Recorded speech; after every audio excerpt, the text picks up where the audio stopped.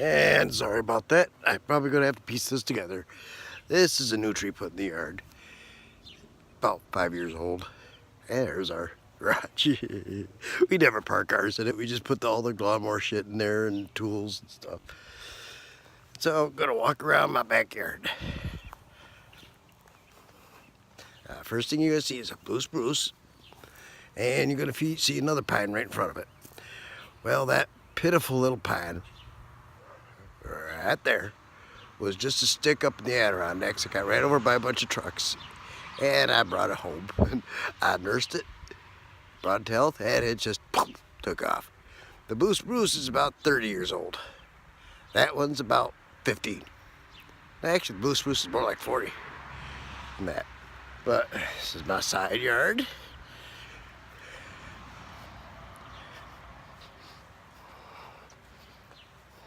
Now, when I was a kid, this tree was not here. To practice golf, we'd be on the other side of the house and chipping over this house to down there. Now, we got some bluegrass that we had planted still down here. But when I was a kid, that was our green.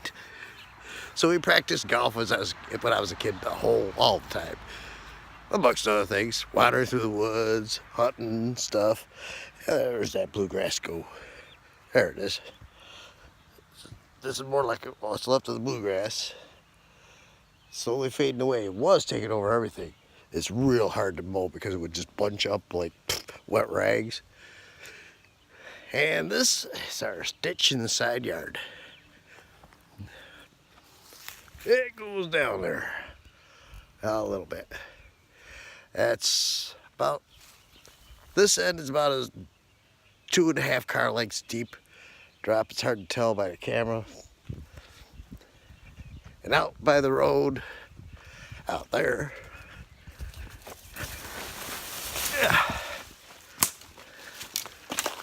that's more about the length of a bus out there.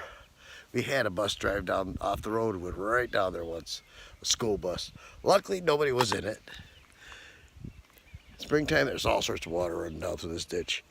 And, of course, you got to have your obligatory log going across the ditch.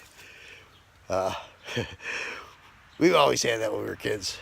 Trees would fall down, we'd always make one a bridge and we'd cross the ditch so we wouldn't get wet or have to go all the way down back up.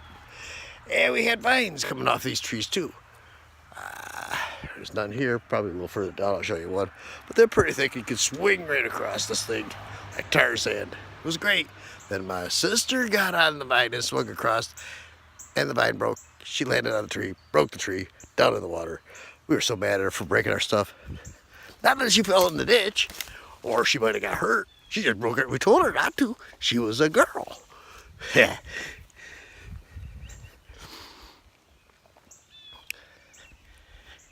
It's our casual hammock. You just sit up in the back, chill.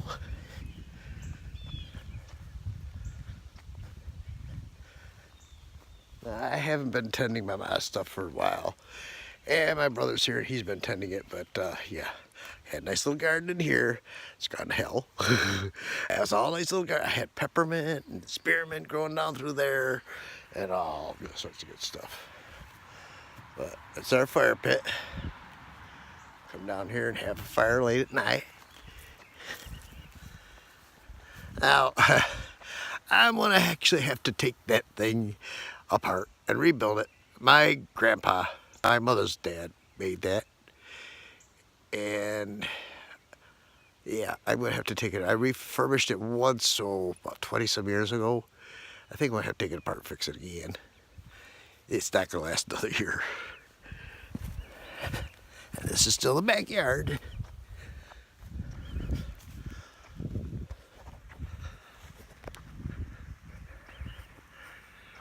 Yeah. You didn't think New York was so spread out, did you? Most people think New York is cities. New York City, bumper to bumper traffic. We got yokels out here. This area is 315, and people out here are known as 315ers. So what that is down there is a muck.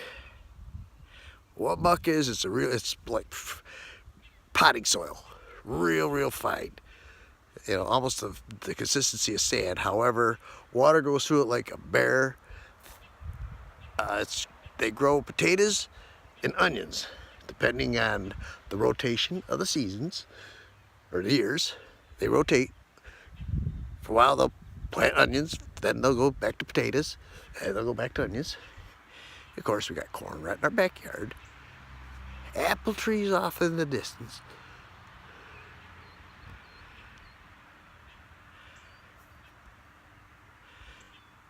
Apple trees off in the distance. Now, way back in the days, 1960s to the early 70s, migrants used to live in shacks. What they would follow the crops from state to state, and then get hired by the farmer to work the farm and pick the crops that farm is growing. Then they'd move on, and way down at the end, down there used to be shacks for the migrant workers to live at. They're not there anymore. And across the road there was a couple more places. And what would happen is the migrants are always moving, and they'd get to this area about late fall, pick all these potatoes, all the cherries are picked early in the season, all the apples late in the season, pick all the apples, empty this out, and then they'd move. However, while they're here, they would get little puppies and kitties for their kids to have something to play with. Yeah. Then they leave. Guess what? They didn't take those puppies and kitties with them. They left them. And we'd have packs and packs and packs of wild dogs running through these woods out here. And they got pretty bad. And as much as I love dogs, when you come home from school and your brother's surrounded by about 100 dogs, I ain't shitting, your little brother's surrounded by 100 dogs, yeah, decide you gotta do some pest control. There's no way the dog warden back then could have handled it. He wouldn't even care. He was like, well, shoot them. And that's what we did. We would be picking them off as they're running away across that. You see those trees way over there? That's my record hit right there. Right at the edge of that green, just before the orchard, is one's running away. Yeah, they were mean. They were wild dogs. They'd start out as puppies and just get to know somebody and just get dumped off. It's like, what the fuck? Now I gotta survive? I'm pissed. Oh, I'd be too, but yeah, we can't have hundreds of dogs running all over. So, yep, this is my home abode. Hopefully those little bushes will grow taller so we don't see our neighbors, because that really does bother me. I'm so used to not having anybody around. Get up in the morning, walk out here, nobody around. Do anything you want. Now we got neighbors. Duh. Could you see me in an apartment? Listen to people banging around? Oh, hell no. That's just not going to happen. This is my mom's garden. She's 80. Gets her out, gets her doing things. She enjoys it. We used to have an elm right here, and it was a big elm, and it split in the middle. It looked like a banana. Well, it was laying right down on the ground. I actually bolted it back together, and it lived for many years after that, and then it got hit by a blight. Oh well. Now that pine tree right there was put in when I was, I'd say about 10. And the reason it's stunted is it was put by a septic tank. Now that was my brother's.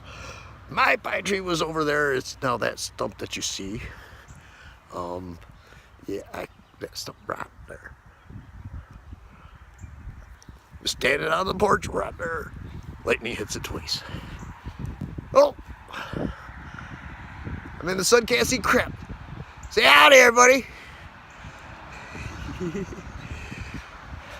Alright, everybody. Might as well introduce everybody to my ma. And her ugly little dog. What, Gizmo? Oh, go ahead. Ignore me now. I'm narrating. I'm narrating right now. I'm not talking to nobody, but people will be seeing it. Shelly will be seeing it. Everybody will be seeing it. What picture? This is a movie. What's the movie to look at later. And You did a lot of nice things around here. I love that fence over there. I just like the look out back. So, all right, I'm out of here. Say bye. Bye. Say bye, Gizmo.